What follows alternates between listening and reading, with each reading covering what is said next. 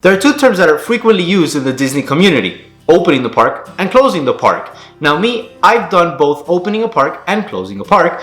It's a lot of fun, it's super great. Today I'm going to break down what both of those terms mean, what to expect, and my opinions on both of them. Now, the first one that we're going to talk about is opening the park. Now, what opening the park means is being one of the first people at a park when it opens. So you're there, you're rope dropping the park, which is to be there the minute that it opens, and experience the park early on in the morning. Now, this is a great thing to do if you want to avoid the crowds. So typically at the Disney parks, the crowds don't start coming in until around 10:30 in the morning. So you do have that 1 hour, hour and a half before those crowds start coming in to enjoy the park with minimal crowds.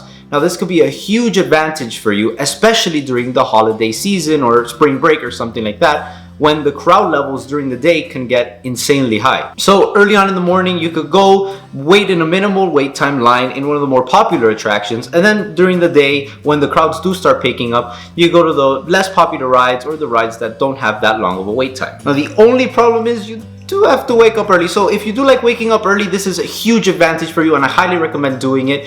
And even if you don't like waking up early, like me, I still suggest giving it a shot, because you do get to go on to the more popular rides with those low crowds. For example, in our summer adventure last year, me and Emily from Wannabe Musketeer, we opened Animal Kingdom Park. It was my last day there, so I did want to take advantage of the day, and also in the morning they had extra magic hours, so it was just extra benefits.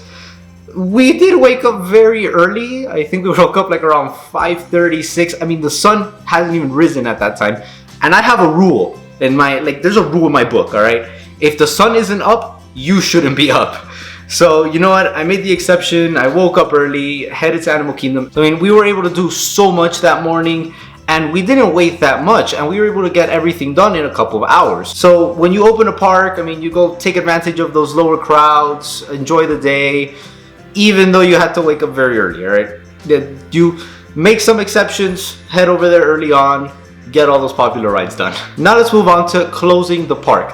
Now, closing the park does require a couple more steps and more strategy and planning it out than just simply opening the park. Now, what closing the park refers to is staying inside of the park after it closes in order to take advantage of no people around and to take some awesome nighttime pictures.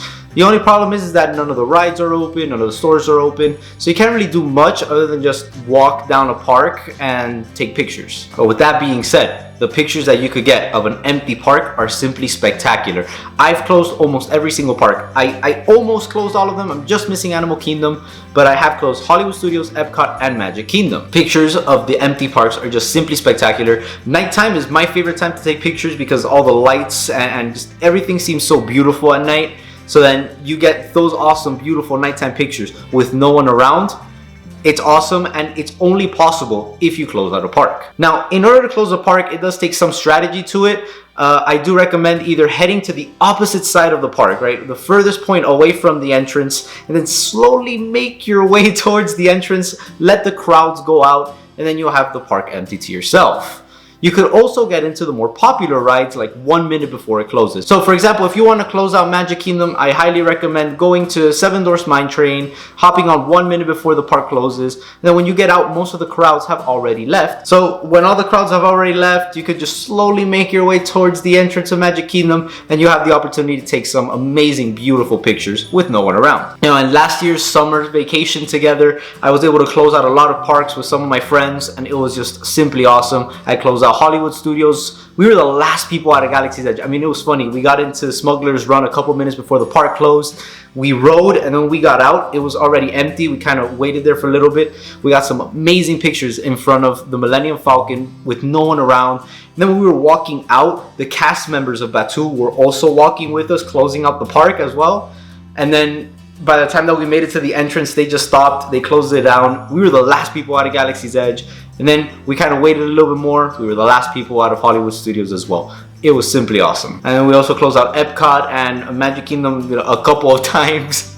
I hope I get the opportunity to close out Animal Kingdom soon. That's the only one I'm missing, and I would love to get some empty Animal Kingdom pictures. I've seen other people's pictures when they've closed out Animal Kingdom. It looks simply beautiful. And now my opinions. Now, I feel like both are very awesome, Both do have their pros and cons. Opening the park, the pros are, I mean, you get to do some of the more popular rides with very low and minimal crowds. Con, you do have to wake up early, so that is something to always consider. Especially if the park has extra magic hours, you're gonna have to wake up at 5, 6 in the morning in order to make it over there in time. But I'll tell you this, I hate waking up early, but it is worth it sometimes in order to head over there early and do everything that you possibly can in an hour, hour and a half. Now on the other hand, closing the parks, the pros are you get some amazing, beautiful pictures and you get to walk down an empty park. You don't get that opportunity often, and just walking down World Showcase empty or walking down Main Street all by yourself, it's simply beautiful, and those memories do last a long time, I promise you. But the cons are you can't really do much other than just take pictures and walk down the empty park. I feel like the easiest way to like counter that con is to be with your family and friends, because then you guys could just talk and spend time together and just have a blast while closing up the park. Now me personally, if I had to pick one, I would choose closing the park over opening the park. One, I don't like waking up early, and two, I love to take pictures, whether it's with my camera or with my phone.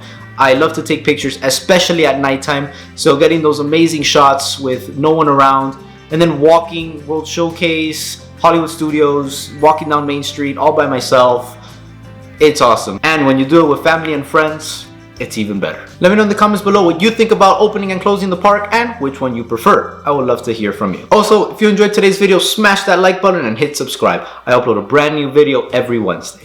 Thank you for being part of the Disney family, and see you real soon.